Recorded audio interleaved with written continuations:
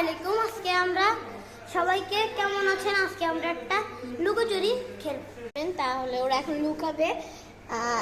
11-12 দেখি খুঁজ। এই যে ও একজনকে পেয়ে গেছি, তা আবার হুজাইফা কই? তো ওই দেখো মাথা দেখা যাইতেছে। এই যে লুকায় আছে গেছি। এখন কে চোর? হুজাইফা চোর। হুজাইফা চোর, এখন হুজাইফা করবে। আমি চোর, এখন সবাই আর লুকাবে।